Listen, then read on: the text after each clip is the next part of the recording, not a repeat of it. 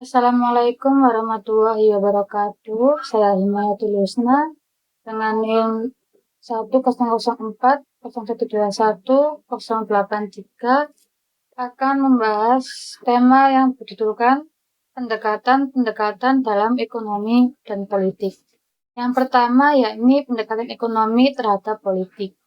Jadi pendekatan ini tuh mencakup beberapa analisis tentang bagaimana faktor-faktor ekonomi mempengaruhi kebijakan politik dan keputusan politik.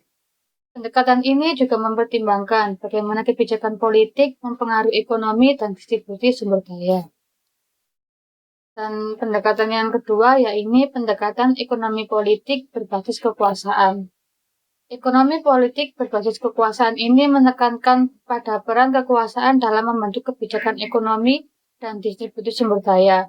Hal ini mencakup analisis tentang bagaimana kekuasaan mempengaruhi struktur ekonomi, regulasi pasar, dan interaksi antar aktor ekonomi. Salah satu contohnya yaitu seperti harga minyak yang kemarin cukup melambung tinggi dan akhirnya di mana pemerintah juga ikut turun andil untuk menetapkan harga pasaran pada minyak tersebut atau harga subsidi kepada harga minyak yang kemarin cukup melambung.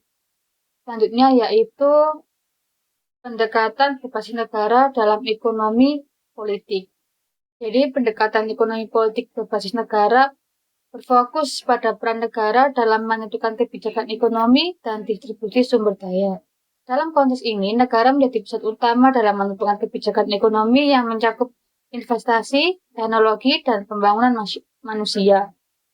Pendekatan ini juga mempertimbangkan bagaimana pertumbuhan ekonomi mempengaruhi kebijakan dan distribusi sumber daya ekonomi.